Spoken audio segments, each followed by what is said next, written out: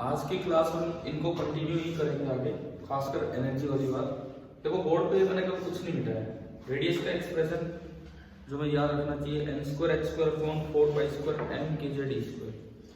Then velocity का expression, then उसके बाद टाइम पीरियड का एक्सप्रेशन। टाइम पीरियड का याद हो जाए तो फ्रीक्वेंसी ओमेगा सबके सेम ही।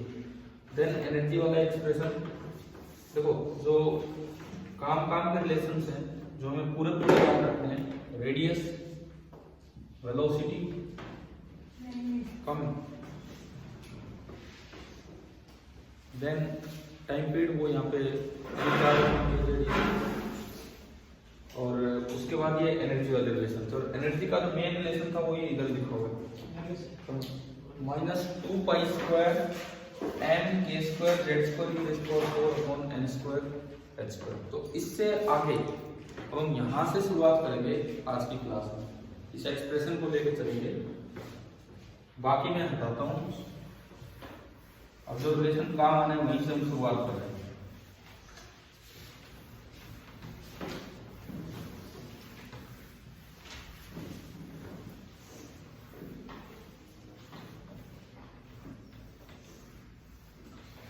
अब जो मेनली आज हम क्या पढ़ रहे होंगे,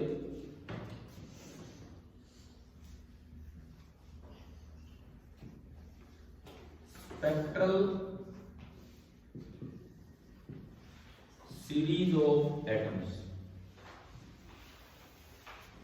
कि कौन सी लाइंस हमें मिलती रहती है एटम से, वो एक्साइट होगा, जब भी एक्साइट होगा तो कौन सी वेवलेंथ देता है, क्या लाइन स्पेक्ट्रम मिलता है या कंटिन्यूस स्पेक्ट्रम मिलता है, मतलब कुछ ही फिक्स वेवलेंथ मिलती है, कोई नहीं मिल सकती, इस तरह से। तो हमारे पास एनर्जी का फॉर्मूला है -2 pi square m k square z square e power 4 upon n square h square. Suppose ये न्यूक्लियस है, ये कोई भी इनर ऑर्बिट है और इसको मैंने प्रिंसिपल क्वांटम नंबर दिया n1। इसके बाहर कोई आउटर ऑर्बिट है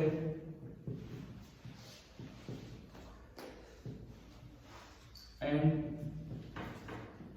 उसको हमने नंबर दिया n2।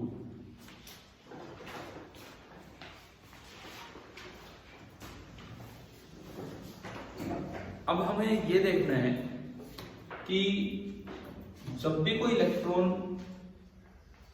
डीएक्साइट होकर नीचे आएगा, देखो अगर इलेक्ट्रॉन डीएक्साइट होकर नीचे आता है तो कुछ एनर्जी बाहर निकलेगी, उसे बोलते हैं एमिशन स्पेक्ट्रम। अगर इलेक्ट्रॉन एक्साइट होकर ऊपर जाता है तो कुछ एनर्जी एब्जॉर्ब करेगा, उसे बोलते हैं एब्जॉर्प्शन स्पेक्ट्रम। दो तरह के स्पेक्ट्रम होते हैं। अगर इलेक्ट्रॉन कुछ एनर्जी एब्जॉर्ब करके ऊपर जा रहा है, अगर इलेक्ट्रॉन कुछ एनर्जी एब्जॉर्ब करके ऊपर जा रहा है तो उसे बोलेंगे भी कौन सी लाइन इसने एब्जॉर्ब की, वो है एब्जॉर्प्शन स्पेक्ट्रम। हम जो पढ़ रहे हैं वो कौन सा पढ़ रहे हैं, एमिशन स्पेक्ट्रम पढ़ रहे हैं। तो ये इलेक्ट्रॉन n2 से उतर के n1 में आया। हमें पता है कि आउटर ऑर्बिट में एनर्जी जो है वो ज्यादा होती है as compare to inner orbit. तो जब यहां से इलेक्ट्रॉन आएगा तो एक ईएम वेव बाहर आएगी और फोटोन क्वांटम कॉन्सेप्ट आ चुके थे तब तक, आइंस्टाइन की कॉन्सेप्ट। तो यूं बोला गया कि ये फोटोन बाहर आ रहा है और फोटोन की एनर्जी तो किससे रिप्रेजेंट करते हैं, एच न्यू। और जो बोर का तीसरा पोस्टुलेट था इसी के बारे में था। बोर का तीसरा पोस्टुलेट ये कहता है कि ये जो एनर्जी बाहर आई, इस फोटोन की जो एनर्जी होगी, this will be the energy difference. जितना इन दो लेवल्स के बीच का एनर्जी डिफरेंस है उतनी ही एनर्जी बाहर आएगी। तो this is equal to E(n2) - E(n1)। ठीक है, E(n2) - E(n1)। मैं इसमें वैल्यूज पुट करूं, h nu is equal to E(n2), ये जो भी फॉर्मूला था उस दिन हमने निकाला एनर्जी का, n की जगह n2 रख दो, तो ये बना -2 पाई स्क्वायर m के square z square e power 4 divided by n2 square minus minus plus हो जाएगा, ये हटाएंगे तो again 2 pi square m k square z square e rays power 4 upon n1 square. ये जो n1 हमने बोला है, इस n1 को हम ये भी बोल देते हैं लैंडिंग ऑर्बिट, कि कहां जाके इलेक्ट्रॉन लैंड कर रहे हैं, इलेक्ट्रॉन आए, ठीक है। अब देखो यहां से एक एक्सप्रेशन की तरह अगर हम चले, यहां से अगर मैं एक एच न्यू को देखूं पहले, तो क्या क्या चीजें कॉमन आ रही है, सब कुछ ही तो कॉमन आ रहा है, केवल नीचे n1 और n2 ये बचेंगे। तो देखिए 2 pi square m k square e raise to power 4, एक तो ये इनटू जेड स्क्वायर। जेड दरअसल फिर भी हाइड्रोजन है, हीलियम पॉजिटिव, कौन सा उस पर डिपेंड करेगा। कल एक सवाल दिया था लास्ट में, ठीक है, आप याद दिलाया करो, वो शुरुआत में वहां से करनी चाहिए थी, कोई नहीं, इसके बाद लेंगे। तो ये जेड के नाम से याद आया कि आपको आइडेंटिफाई करना था कि कौन से है कौन से, ठीक है। थोड़ी सी जगह छोड़ के रखना, इसके बाद ले लेंगे, एक बार ये वाला पार्ट चलेगा। 2 pi square this into Z square common आया, और अंदर बचा 1 बाई लैंडिंग ऑर्बिट का स्क्वायर माइनस 1 बाई कहां से हुआ है उसका स्क्वायर, ठीक है। और ये फॉर्मूला दरअसल हम लैम्डा में याद रखते हैं, तो मैं न्यू को क्या लिख सकता हूं, लैम्डा होता है सी बाई न्यू। देखो ये जो वेव बाहर आ रही है, lambda that is equal to c by nu, तो न्यू कितना हो गया, सी बाई लैम्डा। मैं न्यू की जगह रखा सी बाई लैम्डा, तो यहां से 1 बाई लैम्डा कितना आ रहा है, 1 by lambda, that is equal to 2 pi square m k square e raise to power 4। इसकी जगह ये बन गया एच सी बाई लैम्डा, तो 1 बाई लैम्डा अगर निकाला तो ये नीचे कितना गया, एच इंटू सी, इंटू कौन सा एटम है उस पर डिपेंड करेगा, और 1 by n1 square minus 1 by n2 square. एक बार ये डायग्राम बना के ये लिखो, और फिर हम ये जो स्टडी कर रहे हैं, दिस इज एमिशन स्पेक्ट्रम।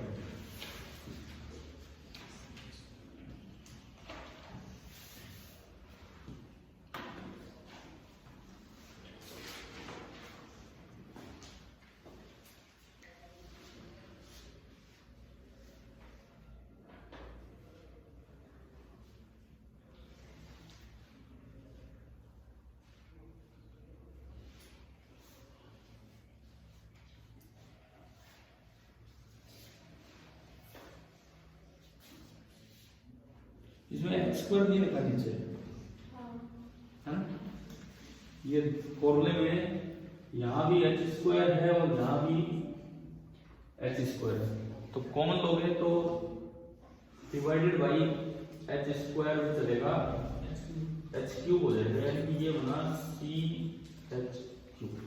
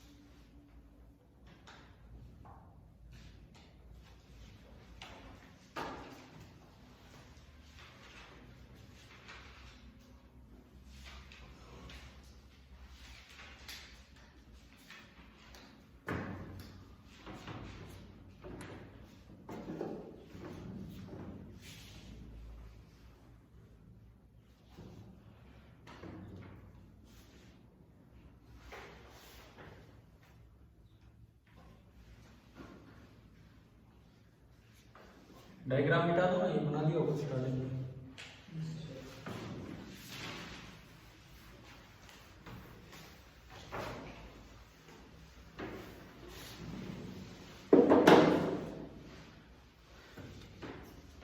अब ये हमारा फॉर्मूला आया 1 बाई लैम्डा, जो वेव निकली है उसकी वेवलेंथ का reciprocal 2 pi square m k square e raised to power 4 divided by c h cube into z square into 1 by n1 square minus 1 by n2 square।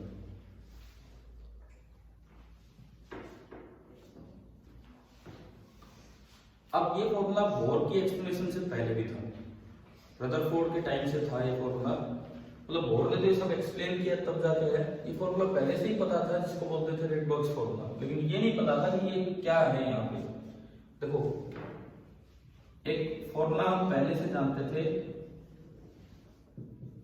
रेडबर्ग्स formula for H atom,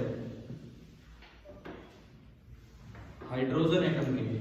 अब H atom की बात करें तो Z कितना होगा 1, और Rydberg ने एक फॉर्मूला दे रखा था 1 by lambda is equal to R, वो रिडबर्ग कांस्टेंट था, into 1 by n1 square minus 1 by,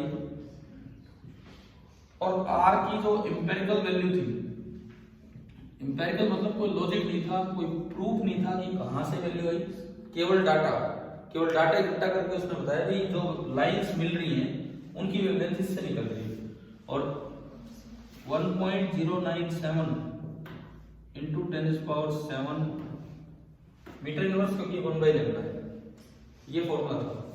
इसका मतलब ये हुआ कि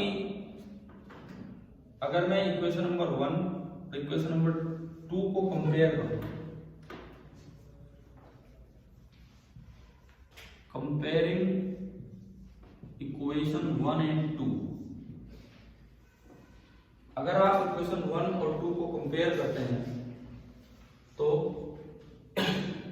R की वैल्यू आ रही, Z तो 1 है H एटम के लिए, R की जो थ्योरेटिकल वैल्यू है, R की जो थ्योरेटिकल वैल्यू आई वो आई 2 पाई स्क्वायर, थ्योरी तो बाद में ये जो बोर ने दी, K क्या चीज है यहाँ पे 1/4 पाई एप्सिलॉन, वो भी पुट करते तो बड़ा हो जाता है एक्सप्रेशन, डिवाइडेड बाई CH3, और इसमें जो कांस्टेंट्स की वैल्यू पुट की गई तो 1.03 इंटू 10⁻, क्लियर है। इसका मतलब R theoretical is nearly equal to R empirical, लगभग वही तो आ गया, एक्सप्लेन कर दिया बोर ने, ऑलमोस्ट वही आ गया। 100 की कौन सी वैल्यू यूज करके चलते हैं, ये वाली यूज कर लेते हैं 1.09, ठीक है ना, लेकिन थ्योरेटिकली बोर ने ऑलमोस्ट एक्सप्लेन कर दिया, थोड़ा बहुत डेविएशन होगा जो बोर नहीं कर पाया, तभी ये इतना सा दिक्कत है। इसका ये मतलब है कि रेडबर्ग्स फॉर्मूला इज वैलिड, इसका ये मतलब हुआ कि जो रेडबर्ग्स फॉर्मूला है वो वैलिड है। क्या समझ आया क्या है? देखो मैंने रदरफोर्ड वाले टाइम पे आपको ये सीरीज वाला टॉपिक नहीं पढ़ाया, टॉपिक पहले आ चुका था, एक्सप्लेनेशन नहीं थी, लेकिन अब हम बोर के साथ ही कर दो नोट कर दो।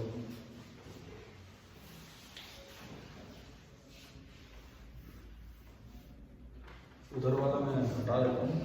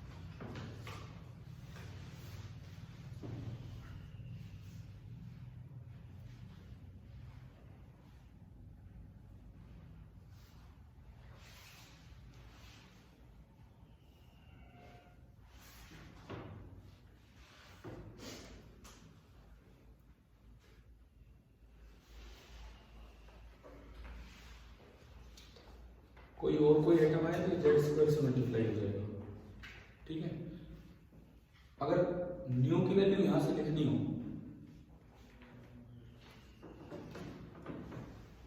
लैम्डा होता है सी बाई न्यू, तो 1 बाई लैम्डा कितना हो गया, न्यू बाई सी। अगर मैं इसमें न्यू बाई सी रखूं, सी को उधर भेज दूं, तो मेरे पास एक और फॉर्मूला आ गया, nu is equal to R C 1 by n1 square minus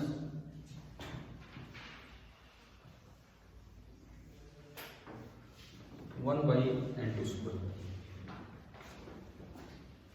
जो वेव्स मिलेगी उनकी फ्रीक्वेंसी इस फॉर्मूले से दी जाएगी।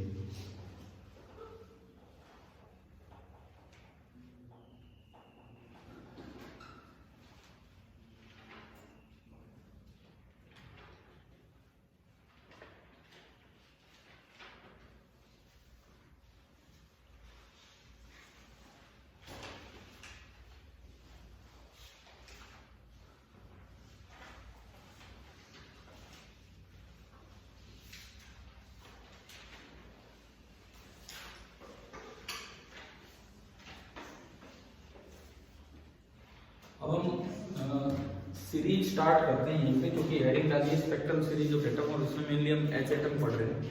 तो हमारे पास 1 बाई लैम्डा और न्यू के फॉर्मूले आ गए in terms of R and R C, ठीक है। सबसे पहले कौन सी सीरीज आइडेंटिफाई हुई थी, बामर वाली, क्योंकि वो विजुअल रीजन में थी। सबसे पहले वो आइडेंटिफाई हुई थी और बामर ने मतलब एक अजीब सा फॉर्मूला दिया था, हमें याद ही नहीं रखना वो।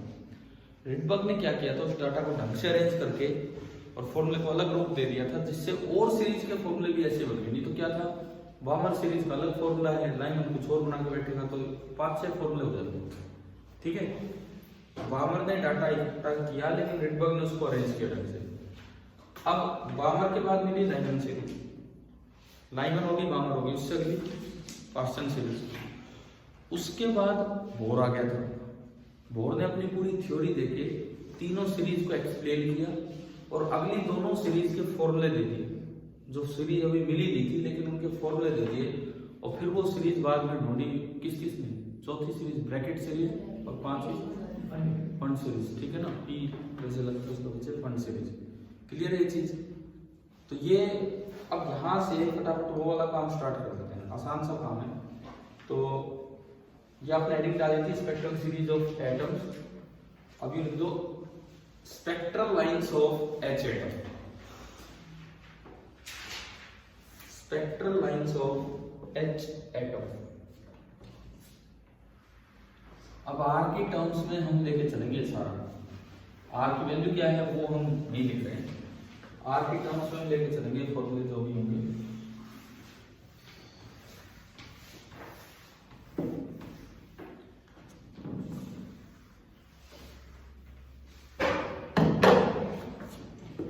सबसे पहली सीरीज जो ऑर्डर वाइज पहली सीरीज है, मिली तो बाद में थी, उसको क्या बोला गया, लाइमन सीरीज, साइंटिस्ट के नाम पे ही नाम से। देखो इसमें बस काम की चीज है। ये सीरीज कब मिलती है, जब इलेक्ट्रॉन का लैंडिंग ऑर्बिट कौन सा हो, ground state, n equal to 1, यानी कि जो लैंडिंग ऑर्बिट है दैट इज 1 और उतरेगा ऊपर से तो n2 कितना होगा, 2 3 4 इस तरह से। अब देखिए फॉर्मूले क्या बने, 1 by lambda is equal to r into 1 by 1 square minus कितना, जो भी होगा n2 स्क्वायर। और न्यू के फॉर्मूले में क्या आ जाता है यहाँ पे, rc 1 by 1 square minus 1 by n2 square. अब देखिए इनकी लाइन स्टार्ट होगी। सबसे पहली लाइन को बोलते हैं alpha line, then beta line, then gamma line. अब भाई ये वाली एबीसीडी तो मुझे आता नहीं, आगे अल्फा बीटा गामा डेल्टा जो भी चलता है, ठीक है ना, हम 3 तक नाम याद रखते हैं। जैसे अपने जो हम इंग्लिश वर्ड्स यूज करते हैं उनमें तो A B C D E F आगे तक पता है, लेकिन असल में ओरिजिनल जो एबीसीडी थी वो ये थी, इसको क्या बोलते हैं? अल्फा, इसको बीटा। तो उसका नाम शुरू में रखा गया alpha beta of English, alpha beta of English. आज भी उनको क्या बोलते हैं? एबीसी को क्या नाम दिया जाता है? अल्फाबेट बोलते हैं ना। अल्फाबेट वो वर्ड तो यहीं से है, समझ गए हम? जैसे हम यूं कहते हैं एबीसीडी सुना, समझ गए हो क्या? तो यही था भाई, अल्फाबेट का मैं सुना। कौन से सुना? उसी को अंग्रेजी वाले सुना, तो उन्हीं को नाम क्या दे दिया गया? अल्फाबेट। ठीक है, इस तरह से। फिजिक्स पढ़ रहे हो, क्या पढ़ रहे हो? अच्छा, इसी तरह से एक लास्ट जो आता है उसको नाम दिया जाता है सीरीज लिमिट। लास्ट जो आता है उसको नाम दिया जाता है सीरीज लिमिट। अल्फा लाइन की मैं बात करूं, अल्फा लाइन उतरना तो n बराबर 1 में है, लेकिन कहां से उतारोगे आप? 2 से।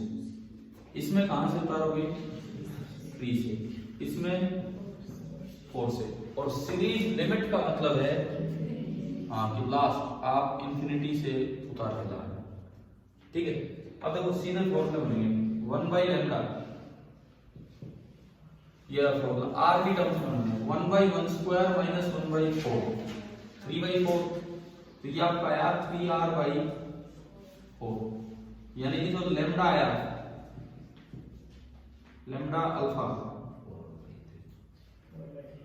कितना है? 4/3r। अब मैं न्यू की बात करूं, वो सीधा ही लिख रहा है, वो 3/4 है, n2 2 रखा, समझ आ रहा है ना सभी को?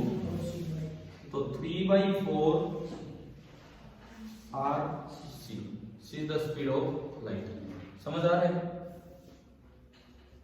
Second beta line, beta line में 1/λ बताओ कितना है?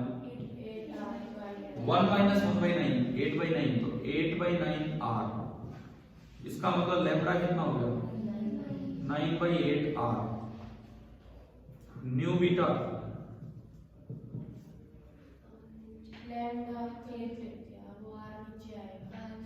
अच्छा ये ठीक है, वो सीधा फॉर्मूला बन रहा है 8rc बाई जो 1/λ है उसको c से मल्टीप्लाई करो। गामा में भी ऐसे देखते हैं 15/16, 15/16 into r, तो लैम्डा कितना होगा? 16/15r। अरे यार ठीक है ठीक है ठीक है। और न्यू ये गामा लाइन है,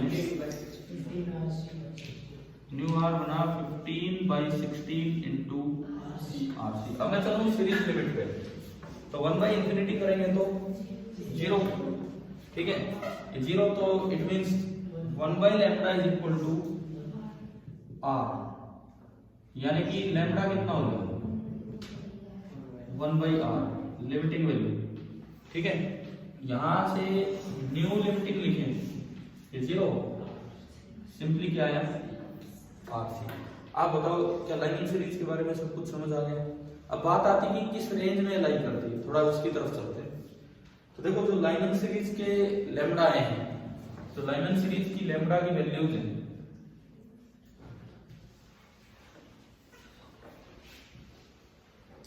ये वाली ब्रैकेट, वो तो होता है कि यहां से यहां तक, और ये होता है कि कोई कोई जो आप वैल्यू ले रहे होती है वाली ब्रैकेट। अब सुनो, लैम्डा यहाँ है 4/3r, यहाँ कितना है?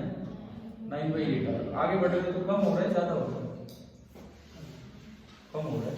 और देखो लास्ट में जाते जाते ओनली 1/r। यहाँ पे देखा तो 1 से बड़ा है, यहाँ देखा तो भी 1 से बड़ा है। तो एक्चुअली इसकी जो लिमिट आ रही है वो आ रही है ना, सॉरी मतलब जिस तरह से हम चल रहे हैं 1/r। नेक्स्ट छोड़ दो इसको, यहाँ है 16/15r। नेक्स्ट 9/, नीचे नीचे नीचे 9/8r। Next 4/3r। और ऐसे ही आप फ्रीक्वेंसी लिख सकते हो, उसको छोड़ो। अब आप इधर ध्यान दो, 1/r कितना होता है? ऑलमोस्ट भाई r की वैल्यू 10⁻7 है ना, तो -7 गया। -7 इज नियरली 100 नैनोमीटर, समझ लो 400 नैनोमीटर से कम है यानी कि वॉयलेट से कम फ्रीक्वेंसी। वॉयलेट से कम कौन सी होती है? Ultra violet. वॉयलेट जब नाम आ रहा है, वॉयलेट से कम कौन सा होगा? Ultraviolet. समझ आ रहा है क्या? है ना? यानी कि ये जो रेंज होगी, ये कौन से रीजन की सीरीज है? ये जो सीरीज है it belongs to ultraviolet. अब बताओ लाइन सीरीज पूरी समझ आ गई क्या है? कर दो बना दो।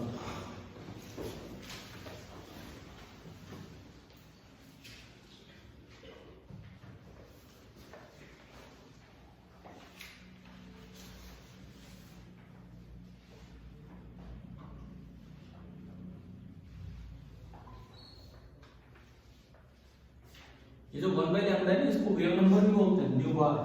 न्यू बार से रिप्रेजेंट कर देते हैं। This is also called wave number. अच्छा एक बार सुनो, वेव नंबर का क्या मतलब होता है? एक यूनिट लेंथ में कितनी वेव पूरी हुई? भाई लैम्डा लेंथ में कितनी वेव पूरी होती है? एक। तो एक में कितनी होगी? लैम्डा लेंथ में एक वेव पूरी होती है, एक में कितनी होगी? 1/λ। तो उसको बोलते हैं वेव नंबर। एक यूनिट लेंथ में कितनी वेव पूरी होगी?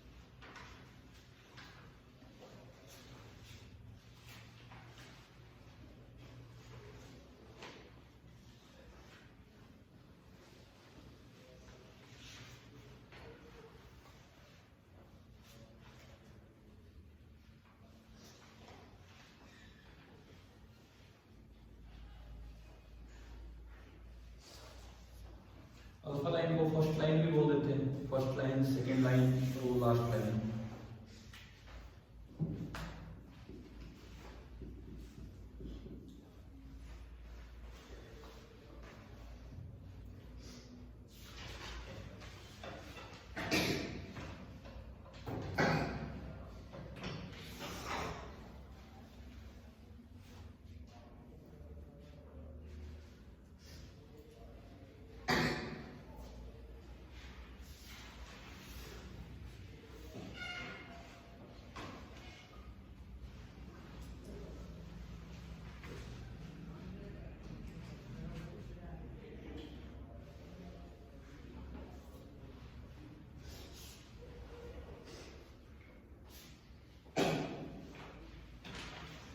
दूसरी सीरीज पे चले। अब तो आपको एक सीक्वेंस पता लग गई कि करना क्या है। ठीक है, जल्दी जल्दी करेंगे हम। और ये एक्सप्लेनेशन देखो, सीरीज के फॉर्मूले पहले आगे बहुत ने बड़ी आसानी से एक्सप्लेन कर दिया। लाइन सीरीज कब मिलेगी? जब आउटर सेल में इलेक्ट्रॉन के सेल में उतर जाए। ठीक है, हमने कहीं भी ये लाइन इसमें मेंशन नहीं की है, तो कहीं भी जहां भी जगह मतलब जस्ट एक सिंगल सी लाइन लिख लेना, जहां ऊपर हेडिंग डाल के वही लिख दो कि electron jumps from outer shell to K shell. K मतलब एन बराबर होता है। Electron jumps from outer shell to K shell. बाहर वाले सेल से के सेल में इलेक्ट्रॉन आएगा, है ना? अब दूसरी सीरीज, नेक्स्ट हेडिंग आप डालिए बाहर सीरीज। एक वो स्टार्टिंग वाली लाइन अभी लिख दो इसमें। तो electron jumps from outer shell to L cell.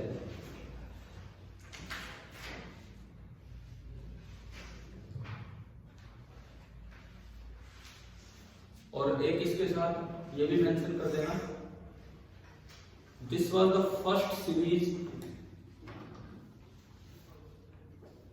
This was the first series to be observed and analysed. To be observed and analysed, ये पहली सीरीज थी जिसको ऑब्जर्व किया गया, जिसको एनालाइज किया गया, जिससे फॉर्मूले बनने स्टार्ट हुए। लिख लिया? अब देखो ये काम चल रहा है। N1 कितना? 2, और ये 3 4 इस तरह से चलेगा। फॉर्मूला बनेगा तो यहाँ 2 स्क्वायर आ जाएगा, मतलब 4, यहाँ भी 2 स्क्वायर आ जाएगा। अब आप फटाफट ये 4 लाइंस बना लीजिए फॉर्मूले को, फिर लास्ट में लिखेंगे तीसरी लीजिए आपके पास।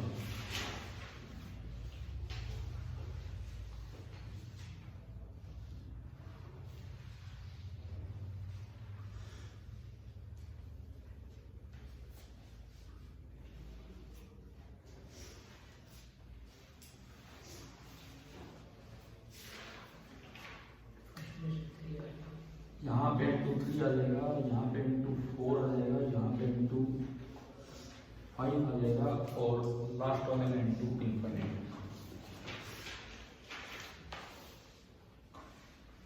1 बाई लैम्डा पहली लाइन में कितना आ रहा है?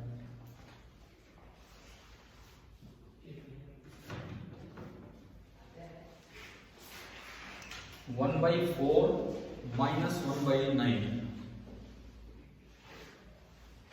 एलसीएम लिया 36, 5 बाई 36। तो ये जो पहली बार आएगा 1 by lambda that is equal to 5 by 36 into R. तो लैम्डा अल्फा यहाँ बनेगा 36 बाई 5 आर और न्यू अल्फा यहाँ बनेगा 5 बाई 36 इंटू आर सी।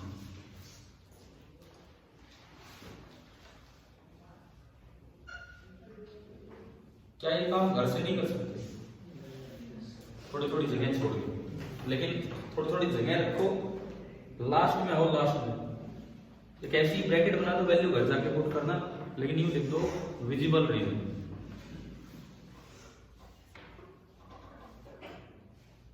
कर पाओगे ना? ये तो आसान काम है। और लास्ट में ऐसी ब्रैकेट बना दे, और ये ध्यान रखना वो वाली ब्रैकेट नहीं देते, इसका मतलब तो होता है कि यहां से लेके वहां तक सारी। जो नॉन मेडिकल के स्टूडेंट है उन्हें तो पता भी होगा ब्रैकेट किस तरह से होना चाहिए।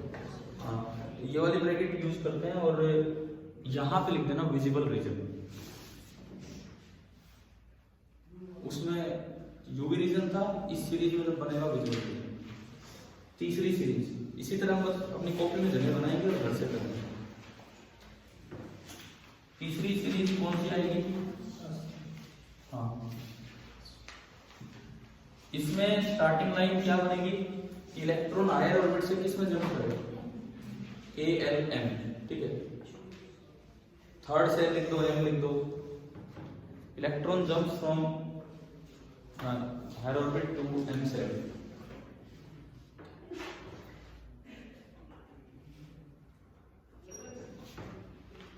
तो N1 कितना हो गया? 3 और N2 4 5 6 इस तरह से स्टार्ट हो जाएगा, ठीक है। फॉर्मूले में यहाँ 3 स्क्वायर आएगा, यहाँ भी 3 स्क्वायर आएगा और इससे आगे आप ये बनाओगे। ये करके देखना घर पे जरूर, ये आसान काम हो फिर भी कर देना।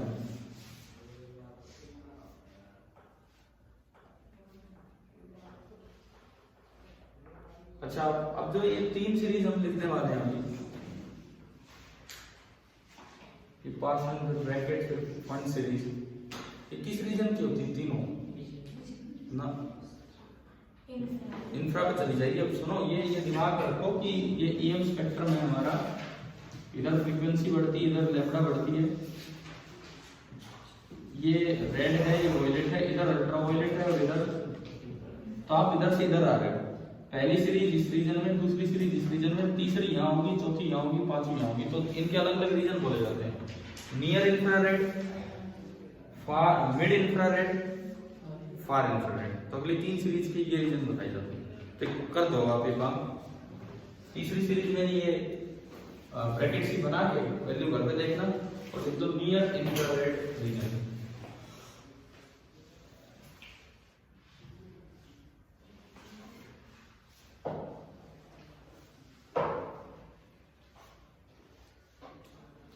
ऐसी चौथी की जगह बनाओ ब्रैकेट सीरीज। सुने हैं ये नाम? तो केमिस्ट्री में भी स्टार्टिंग में आ चुके होते हैं। और कुछ भी मत करो, कुछ भी मत करो, आप अपने आप लिखना लाइन घर जाके, क्यों अभी टाइम लगा रहे हो। ब्रैकेट सीरीज बस छोड़ दो इसको, और इसका रीजन जो होता है याद रह जाएगा, घर पे लिख लेना। ये नियर इंफ्रारेड है, उससे अगला मिड इंफ्रारेड, और उससे अगला फार इंफ्रारेड। आप रीजन चाहो तो भाई नहीं याद रहे तो ऊपर ही उसके नाम के साथ लिख ले जाओ, कुछ लगे कि भूल सकते हैं। पहला नियर इंफ्रारेड, दूसरा मिड इंफ्रारेड, तीसरा फार इंफ्रारेड, ये। और आखिरी सीरीज की भी जगह अपनी बना देना फॉन्ट सीरीज PFUND।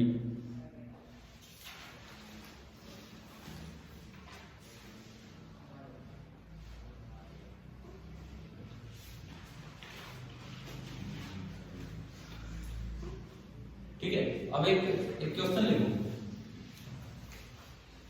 कर लेंगे ना ये काम, नहीं तो मेरा ये आज का टाइम इसी में चला जाता है 10-15 minute.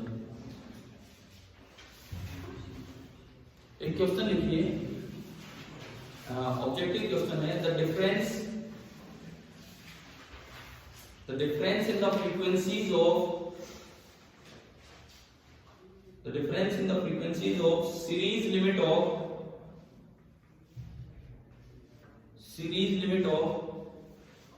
Lyman series and Balmer series, Lyman series and Balmer series is equal to the frequency of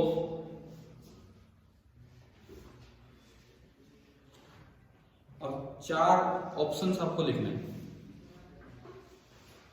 पहला option second line of Lyman series,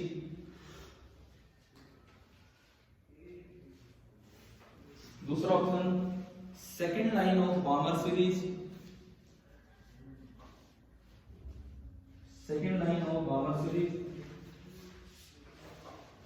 तीसरा option first line of Balmer series,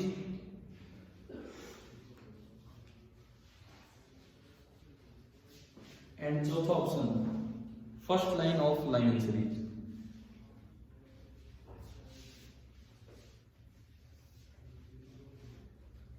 देखिए कैसे करोगे, क्या है।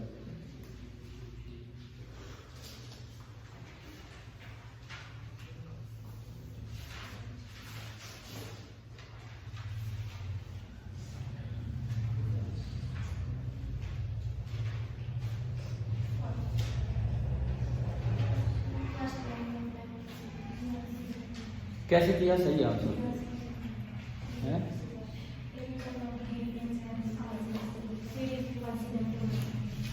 चलो अभी आपने सीरीज लिमिट बनाई है। लाइमन सीरीज की सीरीज लिमिट कितनी है, ये frequency. New limiting for Lyman कितना है मुझे याद नहीं, RC। फिर न्यू लिमिटिंग फॉर बामर वो कितना है, RC/4। यहां से आपने न्यू लाइमन माइनस न्यू बामर निकाला, तो ये आया 3RC/4। और 3RC/4 किसका था, जो आज ही निकाल रखा अपने alpha line. This is equal to nu alpha 4 line. पर यार ये तो अभी इतनी वैल्यूज लिखी हुई है आपके पास, अभी भी आपने किया, तो इसलिए फटाफट वो वैल्यूज देख के हो गया। नहीं तो पहले तो क्या करें, ये निकाले, फिर 4 ऑप्शन निकालें, फिर देखें, तो ये तो बहुत टाइम लग जाएगा। ये ठीक है आपका तरीका, लेकिन हम इसको दूसरे तरीके से समझिए कि कैसे डायग्रामेटिकली हम कैसे चले इन चीजों पे। डायग्रामेटिकली हम कैसे चले, मैं उस काम पे आता हूँ। देखिए सपोज आपने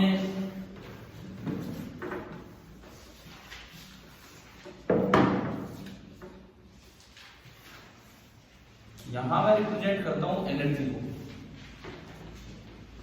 ये फर्स्ट ऑर्बिट है, कम एनर्जी का होता है। ये सेकंड ऑर्बिट है, थोड़ी ज्यादा एनर्जी का है। और ये मैंने बोला लास्ट ऑर्बिट है, n tends to infinity. Direct ये क्वेश्चन कैसे करना चाहिए, ठीक है। वैल्यूज के साथ किया, बहुत सही किया। अब देखो सीरीज लिमिट ऑफ लाइमन का क्या मतलब है। कि यहां से ये यहां उतरेगा। सीरीज लिमिट ऑफ बामर का क्या मतलब है? कहां से कहां उतरेगा? सीरीज से सेकंड में उतरेगा। ये गैप किस में ज्यादा है? पहले वाले। अब सपोज ये डिफरेंस इन एनर्जी है डेल्टा E1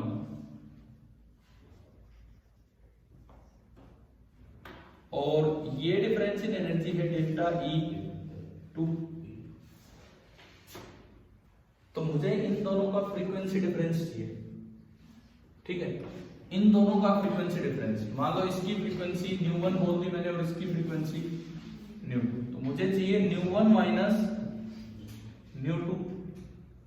मैं ν1 को लिख सकता हूं डेल्टा E1 बाई एच, क्योंकि E बराबर क्या होता है?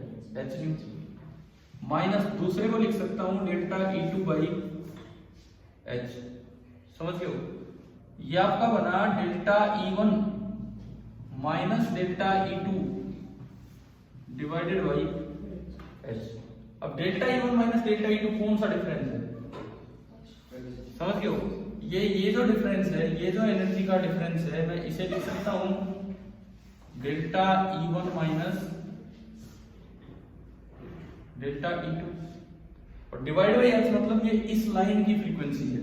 डिवाइड बाई एच का मतलब है कि ये जो आप फ्रीक्वेंसी बना रहे हो, ये फ्रीक्वेंसी दरअसल ये जो लाइन उतर के आएगी, अगर मैं उसकी फ्रीक्वेंसी को न्यू बोलता हूं, समझ गए हो, तो इस चीज को मैं न्यू लिख सकता हूं। और अब देखो ये कौन सी लाइन है, किस में उतरा है? 1 में। तो लाइन में कहां से उतरा है? तो this is the first line of line. समझ में आ रहा है? This is the first line of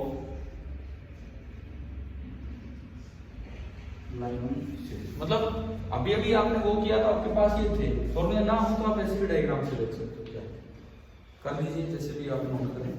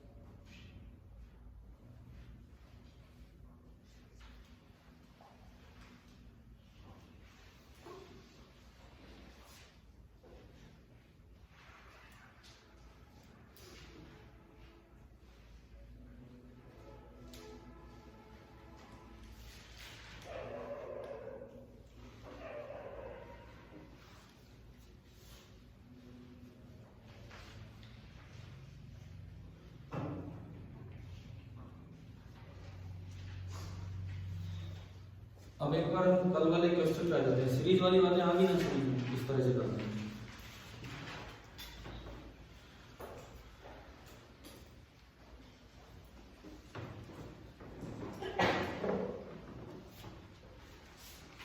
कल जो सवाल दिया था, एक्स लाइक लाइन थी और उसको पहचानना भी था, और उसमें कुछ आयनाइजेशन एनर्जी पूछी थी, शायद एक्साइटेशन एनर्जी दे रखी थी और आयनाइजेशन पूछी थी।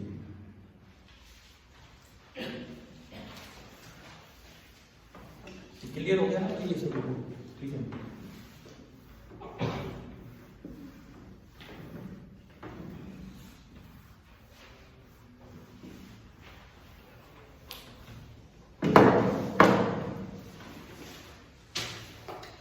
देखिए उसमें कल वाले क्वेश्चन पे हम स्टार्ट कर रहे हैं।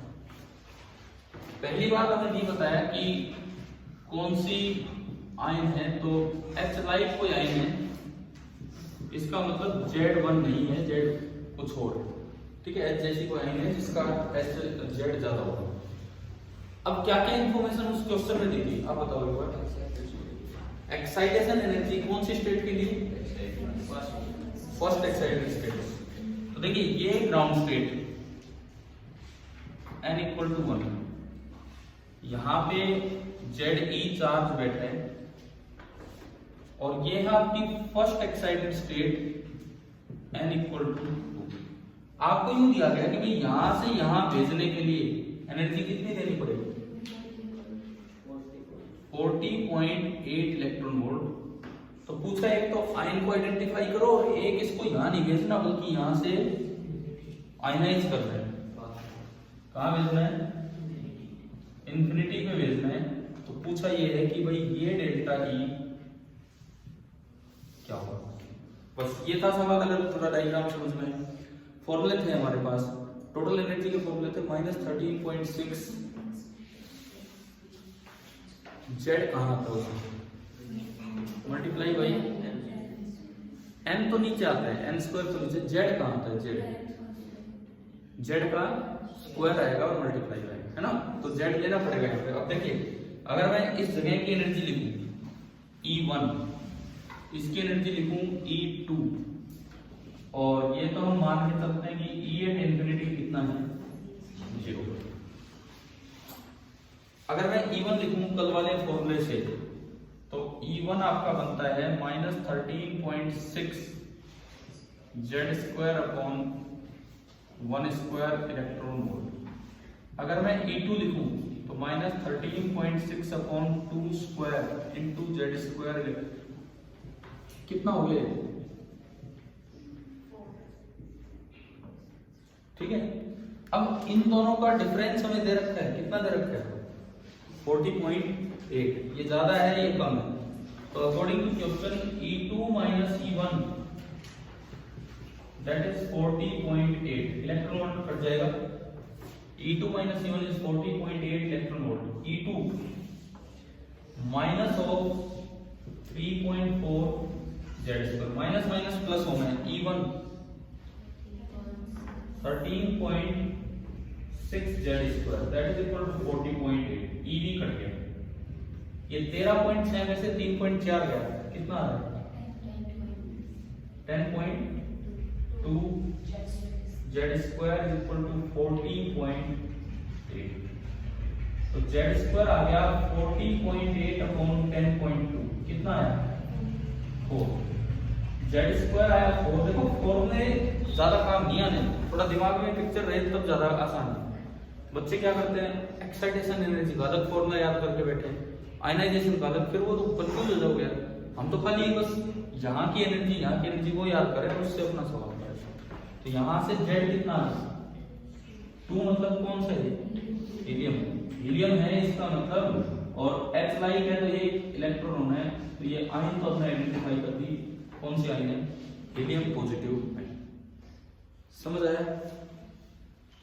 अब पूछा है कि इसकी एक्साइटेशन आयनाइजेशन एनर्जी बता दो। तो अगर हीलियम पॉजिटिव आयन ही पता लग गया तो E1 भी पता लग गया। E1 कितना इसके लिए, E1 that is equal to -13.6 into 4, 6,424, 54.4 आ रहा है। हमें ये पता लग गया कि ये जो इस जगह की एनर्जी है दैट इज -54.4 इलेक्ट्रॉन वोल्ट, और आपको 0 करनी है, कितनी एनर्जी ऐड करनी है, -54.4 में क्या ऐड करेंगे, 0 प्लस, यानी कि डेल्टा ई जो एनर्जी आपको देनी पड़ेगी दैट इज 54.4। ये आपकी आ गई आयनाइजेशन। ठीक है, थोड़ा डायग्राम दिमाग में हो तो ज्यादा अच्छे से हम लिख पाते हैं इन चीजों को।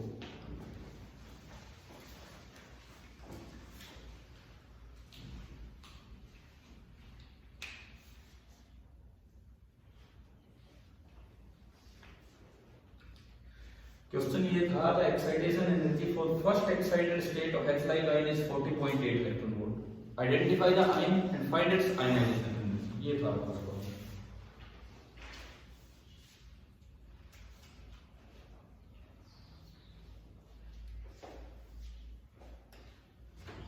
Bound system. क्या होता है, ये कैसे आइडेंटिफाई करते हैं ये सिस्टम बाउंड है, मतलब इलेक्ट्रॉन जस्ट न्यूक्लियस के चारों तरफ ही घूम रहा हो, कितने बड़े रेडियस में घूम रहा हो, न्यूक्लियस के चारों तरफ ही घूम रहा हो तो उसे क्या बोलते हैं? Bound system.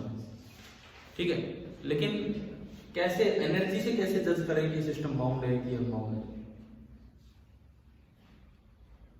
अगर आपने जीरो ऑफ पोटेंशियल एनर्जी ले रखा है इनफाइनाइट सेपरेशन पे और तब जाके टोटल एनर्जी नेगेटिव है तो मतलब अभी वो इंफिनिटी पे नहीं पहुंचा है, तो इसका मतलब सिस्टम कैसा है? बाउंड है। ठीक है, इसके बाद ये हो गया ये सभी का, ये लिखना कंडीशन नहीं हुआ है, कोई नहीं, कर लो 2 मिनट हो जाता है।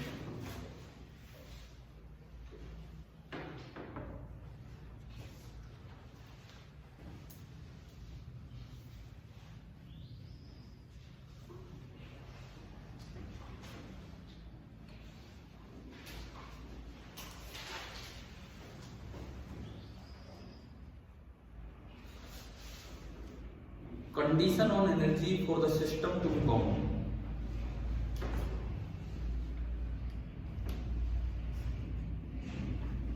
Condition on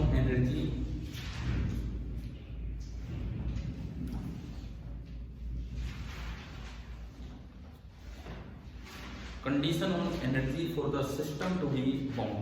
बाउंड सिस्टम होने के लिए क्या कंडीशन है एनर्जी पे, ये हमें देखना है। तो इसमें एक ही लाइन लिखनी है भाई, पहुंच गए हो क्या यहाँ पे? Condition on energy for the system to be bound, ये हमारा अगला टॉपिक है। Condition on energy for the system to be bound.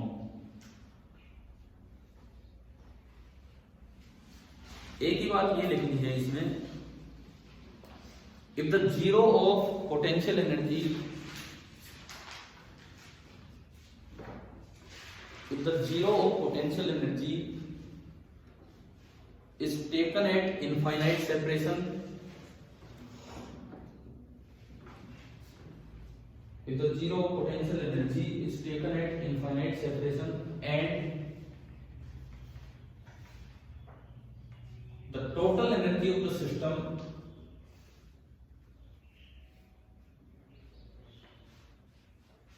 is coming out to be negative, total energy of the system is coming out to be negative, then it is a bound system.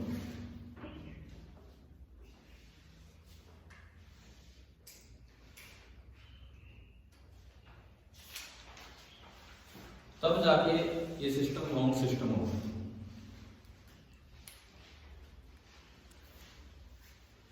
अब देखो हमने energy में बात करें, ठीक है, आज spectral lines वाली बातें भी पढ़ी।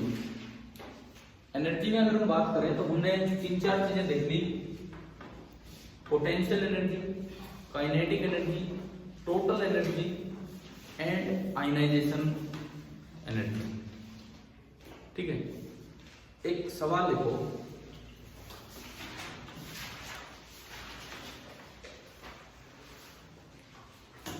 which of the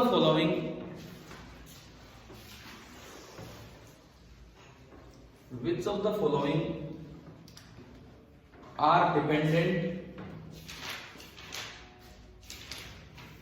which of the following are dependent on the choice of zero level of potential energy?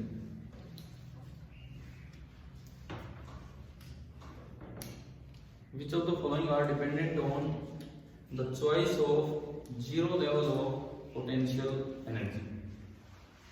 4 चीजें लिख दो, kinetic energy, potential energy, total energy, ionisation energy. Multi correct हो सकता है, मतलब कौन सा है कौन सा नहीं है वो आपको बताना है।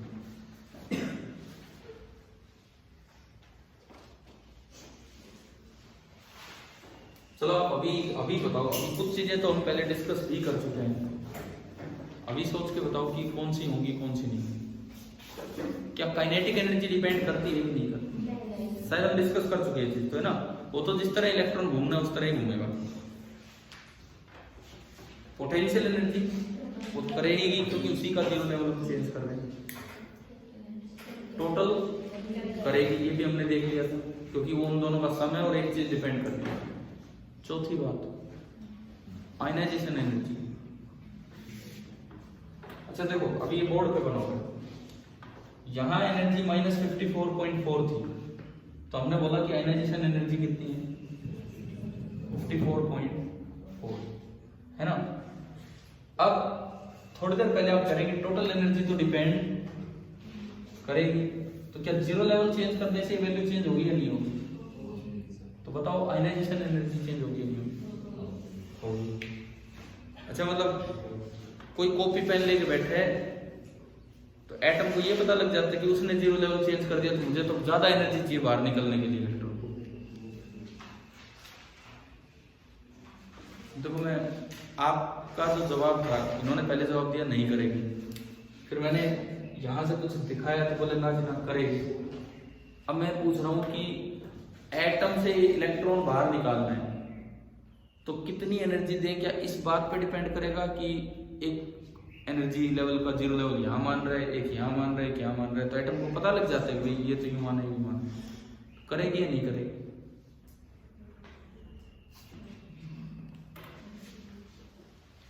बताओ, यही तो सवाल दिया है ठीक ठाक।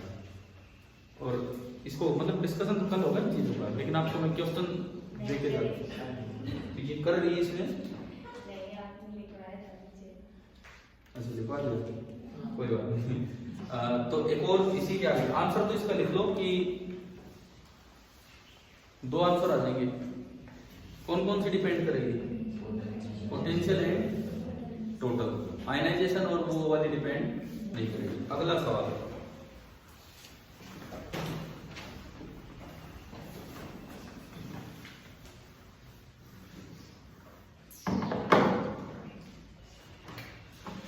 नेक्स्ट क्वेश्चन ये है कि मैंने एक H एटम लिया,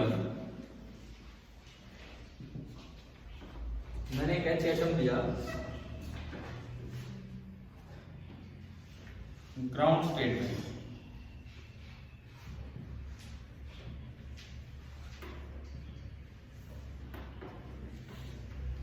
और एक H एटम लिया कौन सी स्टेट में? फर्स्ट एक्साइटेड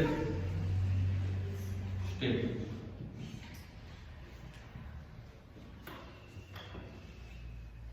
ठीक है, आपको इन चारों चीजों के जवाब लिख के लाने हैं। पोटेंशियल एनर्जी क्या होगी, काइनेटिक एनर्जी क्या होगी, टोटल एनर्जी क्या होगी, और आयनाइजेशन एनर्जी क्या होगी।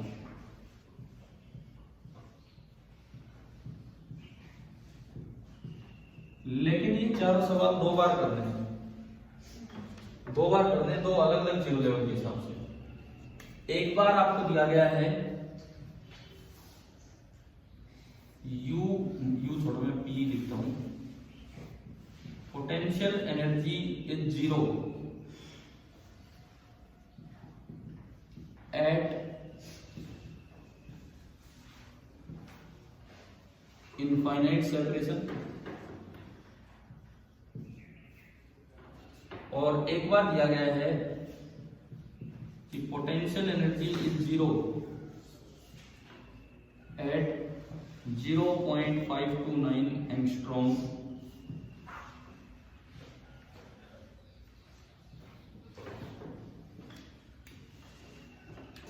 तो देखो ये पूरा सवाल एक बार ए पार्ट के लिए करना है, फिर ये पूरा क्वेश्चन एक बार बी पार्ट के लिए। और आयनाइजेशन एनर्जी आपको निकालनी है, यूं नहीं कि भाई नहीं करेगी एक बार निकालनी वही लिखे जा रहे ना, ऐसे नहीं। आपको वेरीफाई करना है खुद कि क्या जीरो लेवल चेंज करने पे, इस बात पे ध्यान दो। जो आप देखो आधों को तो यहाँ याद आएगा, कल जब बोर्ड पे बना दिखेगा ना कि काम दिया था, ऐसा ही होने वाला है। लेकिन फिर भी याद रखना, कोशिश करना कि आपको यूं ये रटना नहीं कि आयनाइजेशन एनर्जी डिपेंड नहीं करेगी, ऐसे नहीं करोगे आप। एक बार पोटेंशियल एनर्जी जीरो दी इनफाइनाइट सेपरेशन पे, उससे कैलकुलेट किया आयनाइजेशन एनर्जी पहले पार्ट के लिए, फिर एक बार बी पार्ट लिया और उससे फर्स्ट कैलकुलेट किया। दोनों में आयनाइजेशन एनर्जी क्या आनी चाहिए, सेम आनी चाहिए, यूं नहीं कि वैसे हमने देख के बोलोगे। तो एक अच्छा सा काम मैंने आपको दिया है आप करने के लिए, ठीक है। इससे आगे कल हम कंटिन्यू करेंगे।